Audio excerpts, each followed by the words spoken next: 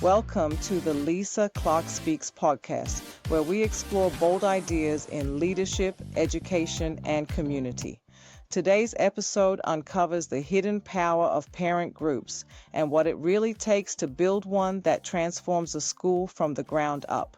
Let's dive in. Let me tell you about two parent groups. The first one meets once a month in a school library. Attendance is inconsistent, and the same three people do all the work.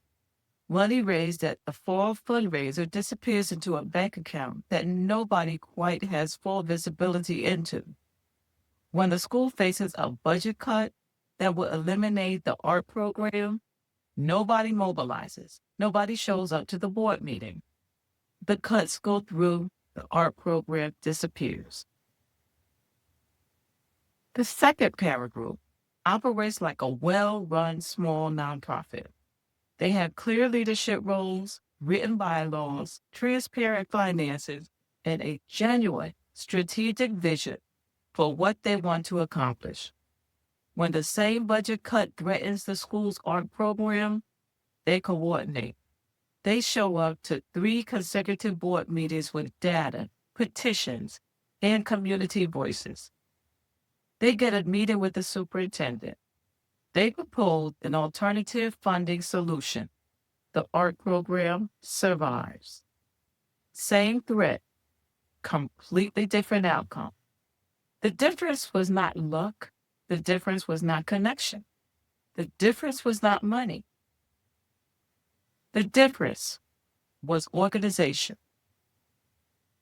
Welcome back to the Lisa Clark Speaks podcast.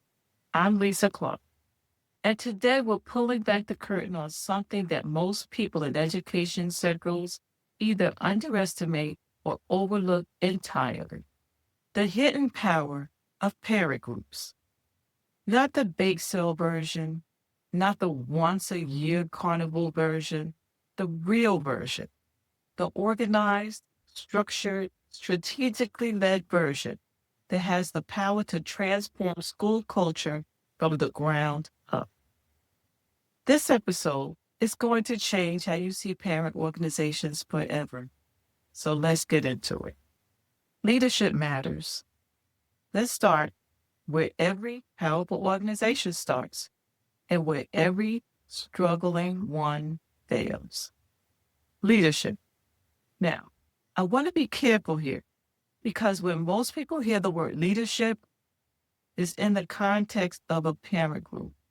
They think of a title: PTO president, treasurer, secretary, vice president of fundraising. The titles matter. We will get into structure in a moment. But I'm not talking about titles right now. I'm talking about something deeper, something that cannot be elected into or appointed to. I'm talking about leadership as a posture, leadership as a way of seeing your role, your community, and your responsibility. Because here is the truth that most parent organizations never fully grapple with. The culture of a parent group flows directly from the character of its leadership. A leader who hoards information creates an organization where members feel excluded. A leader who avoids conflict creates an organization paralyzed by unresolved tension. A leader who's transactional, focused only on raising money and checking boxes, creates an organization that never rises above a fundraising committee. But a leader who is genuinely visionary, who sees the parent organization not as a support function for the school, but as a legitimate community institution with its own mission and power, that leader builds something transformational. So what does effective parent group leadership actually look like in practice? First, visionary leaders define purpose beyond fundraising. This is the number one leadership shift that separates mediocre parent organizations from extraordinary ones. Ask most PTOs or PTA presidents what their organization does, and they will say, "We raise money for the school." And that is not wrong, but is devastatingly incomplete. The most powerful parent organizations define their purpose in terms of outcomes for children and community, not just dollars raised, but relationships built, voices amplified, gaps filled, culture shaped. When your organization's stated mission is something like, "We exist to ensure every family in this school community feels seen, supported, and empowered as a partner in their child's education," that mission attracts a different kind of energy than "We raise money for field trips and teacher appreciation." Purpose drives engagement. Engagement drives impact, and impact is what transforms school culture. Second, effective leaders develop other leaders. Here is the leadership paradox that kills most parent organizations. The most capable leader becomes indispensable and the organization collapses when they leave. Sounds familiar? Hi, the incredible PTO president who runs everything brilliantly for 3 years.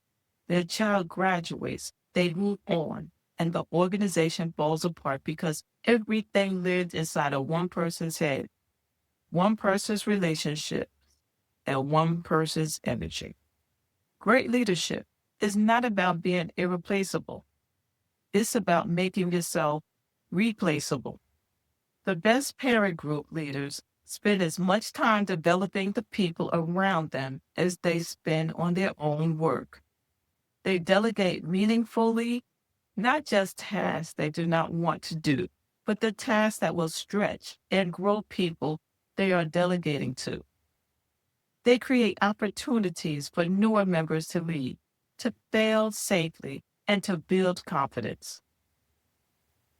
An organization that develops leaders continuously is an organization that survives the inevitable transition of any individual. Third, effective leaders manage conflict constructively. Parent organizations are made up of people who care deeply about their children, which means conflict is not an occasional disruption. It's a regular feature of the organizational life.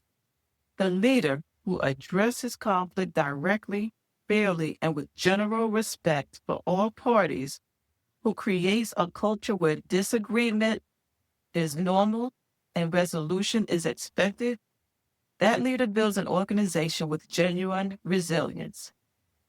Fourth, effective leaders are connectors. One of the most underappreciated leadership skills in a parent organization context is the ability to connect people to each other, to information, and to opportunity. The new parent who does not know anyone at the school, the bilingual family that is not receiving communication in their language, the dad who wants to get involved but doesn't see himself reflected in the organization's culture, the teacher who has a great idea but doesn't know how to bring it to the parent community. A connector leader sees these people, reaches out to them, pulls them in, and in doing so, expands the organization's reach, diversity, and capacity in ways that no committee or program can accomplish alone. Leadership is the engine, but even the best engine needs the right vehicles around it. And that vehicle is structure. Structure creates stability. I want to say something that might sound counterintuitive for a volunteer organization run by parents in their own spare time. Structure is not bureaucracy. Structure is freedom. Here's what I mean. When a parent organization lacks structure, when roles are undefined, processes are unclear, and decisions have been based on whoever speaks loudest, or has the most time, the result is not flexibility. The result is chaos.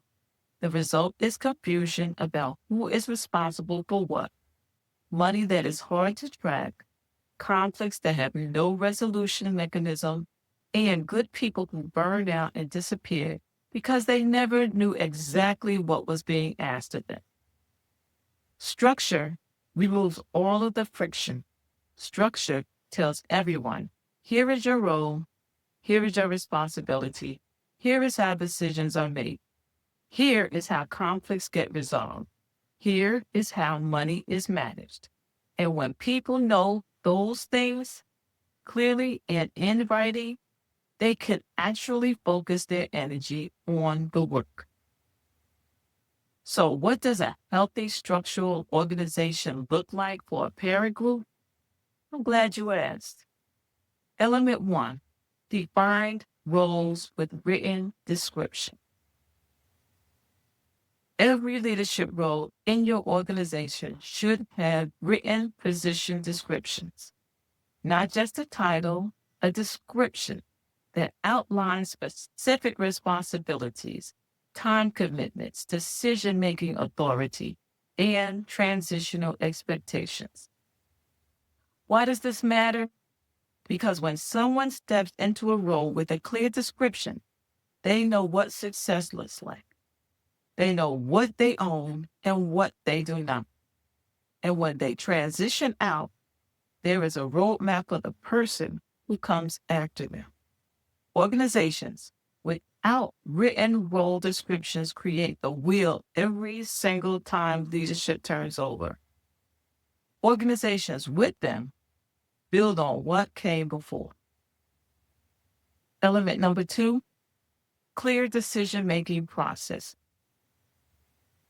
How does your organization make decisions? Who has authority over what? Well, if the answer is, we sort of figure it out as we go, you have a structural vulnerability that will eventually produce significant conflict. Healthy organizations define this explicitly. Some decisions, like day-to-day operational choices, belong to individual officers or committee chairs. Some decisions, like budget allocations above a certain threshold, require a vote of the executive board. Some decisions, like changes to the bylaws or majority policy shifts, require the vote of the full membership. When everyone knows the decision-making framework in advance, individual decisions become less contentious because the process is not up for debate, only the substance of the decision is. Element number 3, financial systems that protect everyone. This is critical. It is the structural failure that ends more parent organizations and more friendships than any other. Every parent organization should have basic financial controls in place. 2 signatures required on checks above a certain amount. Monthly financial reports shared with the full board. Annual financial reports presented to the membership. A formal budget approved at the beginning of each year, and ideally an annual review of the books by someone outside the organization. These are not signs of distrust. These are signs of professionalism.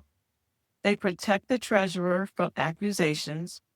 They protect the president from questions. And they protect the entire organization's credibility with the school community, which is the foundation of everything. Element 4, committees that distribute the work. One of the most common structural failures I see in parent organizations is concentration. Too much work, too many decisions, too much knowledge living in too few people. The antidote to concentration is committees. Genuine committees with real authority over their domain, not just subgroups that wait for the president to approve every decision. A fundraising committee that owns the fundraising strategy. A communications committee that manages how the organization speaks to its community. A family engagement committee that designs programs and events. A grant and advocacy committee that identifies funding opportunities and community needs. When work is genuinely distributed across committees with real authority, the organization scales. More people are meaningfully engaged, more people develop leadership skills, and the whole enterprise becomes resilient to the inevitable disruptions of volunteer life. Someone gets sick, someone gets a new job, someone's child has a hard year, and they need to step back. Element number 5, succession plan. Ask most parent organizations what their succession plan is, and you will get blank stares. A succession planning is one of the most important structural investments a parent organization can make. Who is being developed to step into each leadership role? What knowledge and relationship needs to be transferred when someone transitions out? How much overlap is built into leadership transition?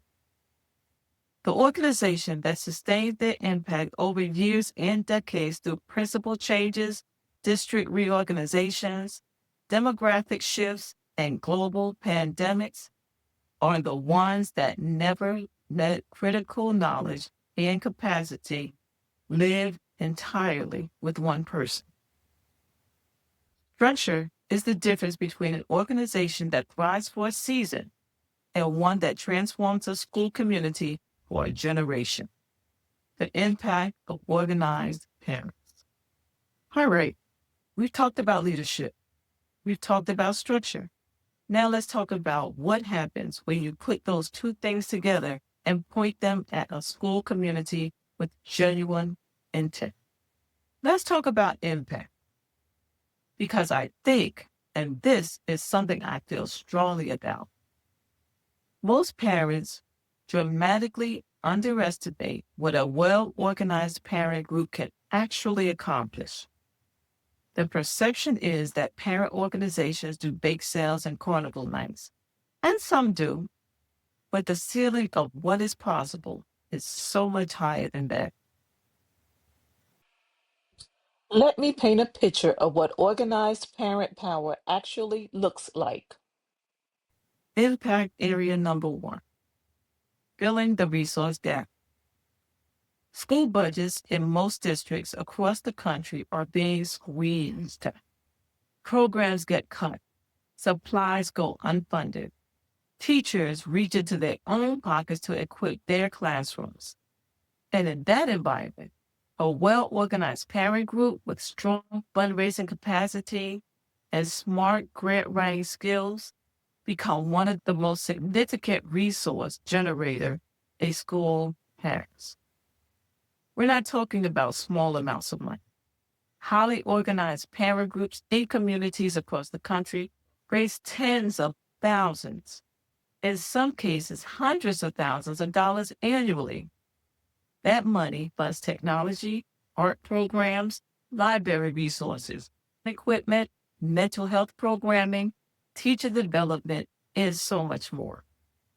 And it is not just about the money raised. It's about how strategically it is deployed. An organized parent group does not just raise money, it conducts needs assessment, consults with teachers and administrators, aligns spending with school improvement goals, and measures the impact of every dollar invested. That is not a bake sale operation. That is a community development function. Impact area number 2, shaping school culture. Culture is not built by mission statements.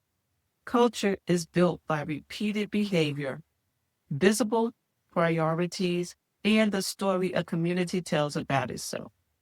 Organized parent groups shape school culture in ways that are profound and lasting. They create traditions that become the identity of the school. They build programs that signal to families, you belong here. Your child is valued here. This community sees you. They bridge the gap between different demographic groups within the school, connecting newer families with established ones, connecting families across language barriers, connecting families whose children may be in different programs or grade levels, but who share a stake in the same institution. When a parent organization is genuinely inclusive, when it actively reaches out to families who have historically been on the margins, who do not speak the dominant language, who do not see themselves represented in school leadership, it transforms the entire fabric of the school community. Children whose families are engaged in their school community show up differently. They feel more belonging. They feel more safety. They perform better academically. These are not anecdotal observations. They are findings replicated across decades of education research. Impact Area 3, advocacy that changes policy. Here is the impact area that most parent organizations never fully activate, and it is the one with the highest ceiling. A well-organized parent group is a legitimate political force within the school district. It has a constituency, family it represents. It has credibility, earned through consistent, constructive engagement within the school community. It has reach, communication channels that can mobilize dozens and hundreds of families around a specific issue. And it has presence at school board meetings and superintendent's offices in conversation within district leaders. When a parent organization shows up at a school board meeting, not as one frustrated parent, but as a coordinated community with data, documentation, and a unified message, the dynamic in the room is fundamentally different. I have once organized parent groups reverse budget cuts, halt program elimination, shift district priorities, secure additional resources for underserved schools, influence principal hiring decisions, shape curriculum review processes. None of that happens by accident. None of it happens because someone got lucky or knew the right person. It happens because an organization did the work, built the structure, developed the leadership, cultivated the relationship, and showed up consistently over time. Impact Area 4, supporting teachers and staff. The relationship between a parent organization and the school staff is one of the most underappreciated dimensions of organizational impact. Teacher retention is a genuine crisis in many school districts. And while parent organizations cannot solve every factor driving teachers out of the profession, they can make individual schools significantly a better place to work. Through teacher appreciation programs that go beyond a pizza party to genuine, meaningful recognition. Through classroom grants that give teachers resources to innovate without reaching into their own wallets. Through creating a school culture where teachers feel supported and celebrated by the community around them. Through advocating at the district level for teacher working conditions. The organized parent group that genuinely invests in staff support is contributing to teacher retention at their school. And teacher retention is one of the most powerful predictors of student achievement and school stability. The impact of an organized parent group ripples outward in every direction, to students, to families, to teachers, to the broader school community. And at the center of it all, holding the whole system together, is the absolute essential infrastructure of governance. Segment 5, Why Governance and Bylaws Matter. I want to talk about something that makes most people's eyes glaze over immediately. Bylaws. I know, I know. Stay with me. Because I promise you, by the end of this section, you're going to see bylaws completely different. You're going to understand why they are not the most boring part of running a parent organization. They are the most important part. Here is the thing about governance documents. Bylaws, policies, procedures, they feel abstract and theoretical, right up until the moment you desperately need them. And then, if they do not exist, or if they are poorly written, or if nobody actually knows what they say, the consequences can be generally devastating for an organization. Let me explain what bylaws actually are and what they do. Bylaws are the constitutional document of your organization. They define what your organization is, what it exists to do, who can be a member, how leadership is selected, how decisions are made, how money is managed, how conflicts are resolved, and how the organization itself can be changed or dissolved. In short, bylaws answer every fundamental organizational question before the question becomes a crisis. And here is why that matters so much. Parent organizations are made up of volunteers who care deeply and sometimes disagree strongly. That combination, deep caring and strong disagreement, is the recipe for conflict. A conflict in a volunteer organization that lacks clear governance documents can become genuinely destructive. I've seen parent organizations torn apart by disputes over who has the authority to spend money, whether a particular election was conducted fairly, whether a president can be removed from office, and what happens to the organizational funds if it dissolves. These are not theoretical questions. They come up, but without bylaws that answers them clearly, they become personal conflicts that destroys relationships and sometimes destroys organizations. Good bylaws do not prevent disagreements, but they give disagreements somewhere to go. They create a fair process that everyone agrees to in advance, so that when difficult situations arise, the question is not who has the power here, because the bylaws have already answered that, but rather, what does the right outcome look like within our agreed process? That is the fundamentally healthier organization dynamic. So, what should good bylaws actually contain? Let me walk you through the essential elements. 1. Name and purpose. Your bylaws should state your organization's official name and a clear mission statement. This sounds simple, but it is foundational. It defines why you exist and it keeps the organization anchored to that purpose, even as leadership changes and priorities evolve. 2. Membership. Who can be a member of your organization? What are the membership requirements? Are there membership fees? What rights do members have specifically? Do they have voting rights and on what matters? 3. Officers and election. What leadership position exists? What are the qualifications for each? How are officers elected? By the full membership? By the board? By some other process? How long do terms last? Can officers serve consecutive terms? What happens if an officer resigns or needs to be removed?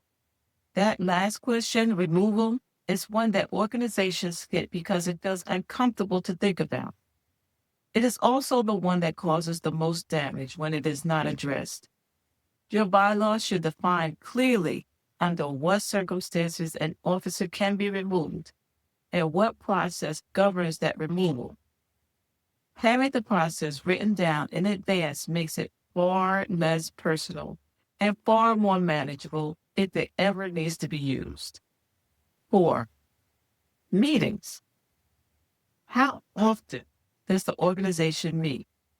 How much notice is required? How many members constitute a quorum? The minimum number needed to conduct official business. What is the procedure for calling special meeting? Number 5, finance. How is the budget created and approved?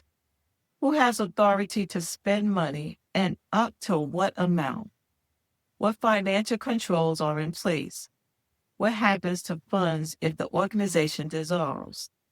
This financial section of your bylaws is arguably the most important for protecting your organization's reputation and your leaders' integrity. The more clearly and specifically you define financial governance, the less room there is for misunderstanding, misuse, or accusation.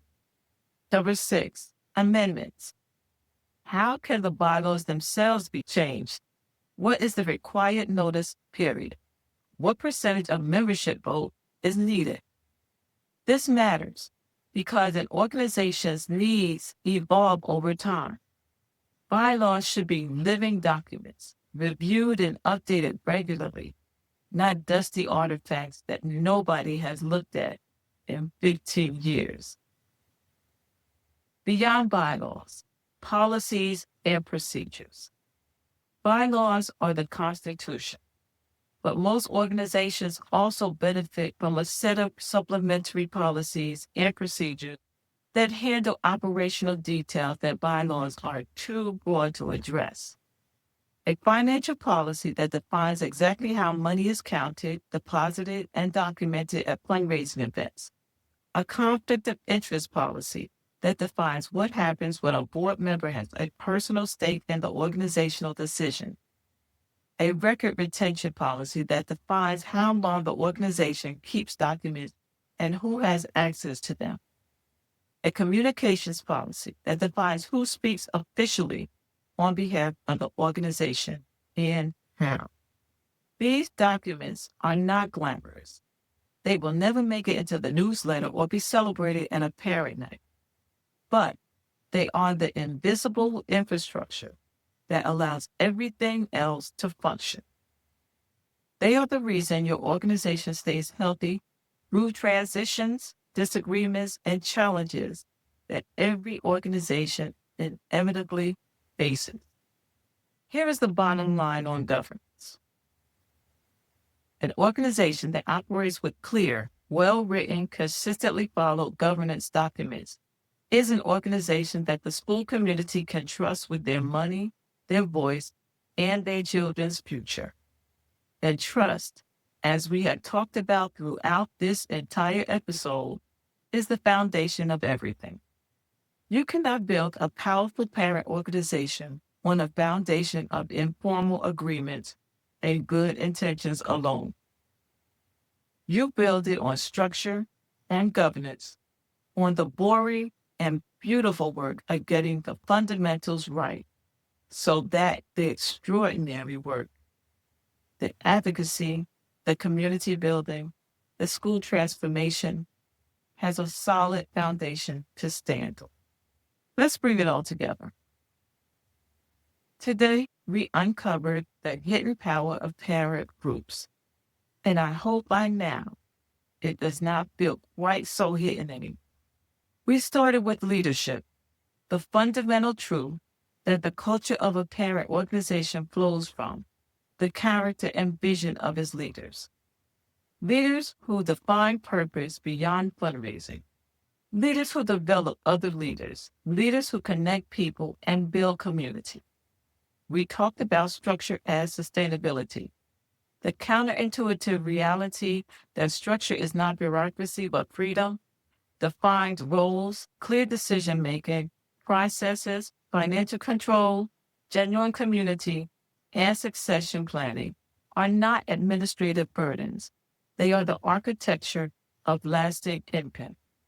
We explored the real impact of organized parents, the resource gaps filled, the school culture shaped, the policy changed, the teachers supported by parent organizations that show up with intention, preparation, and genuine organizational power. And we ended with governance and bylaws, the unglamorous but absolutely essential foundation that protects organizations from conflict, builds community trust, and creates stability that allows extraordinary work to happen over the long term. Here is the message I want to leave you with today. Your parent organization is not the support group for the school. It's a community institution with its own power, its own purpose, and its own potential to change the lives of children. But that potential does not activate itself. It requires leaders who are willing to do the hard, quiet, foundational work of building something real, something structured, something governed well, something built to last. If you are in a parent organization right now, I want you to ask yourself one honest question. Are we operating at the level of our potential? If the answer is not a confident yes, then this is your moment. Start with one thing. Review your bylaws. Define a leadership role more clearly. Create a financial policy. Identify one emerging leader and invest in them. One thing done well, and then the next thing. Because transformation never happens all at once. It happens one intentional step at a time. Share this episode with every parent leader in your network, the PTO president, the school board representative, the passionate parent who has not yet found their place but is looking for one. This conversation belongs to all of them. Leave a review wherever you're listening. It helps more parent leaders find this content and build the organization their community deserves. And come back for our next episode. In the description, I'm going to leave you my website where you can find free resources to help you on your journey moving forward. Until then, go build something worth belonging to. Take care. Thank you so much for listening to the Lisa Clark Speaks podcast. If this episode inspired you, share it with a parent leader in your life. Subscribe wherever you get your podcasts and leave a review. It helps more people find this content. Until next time, go build something worth belonging to.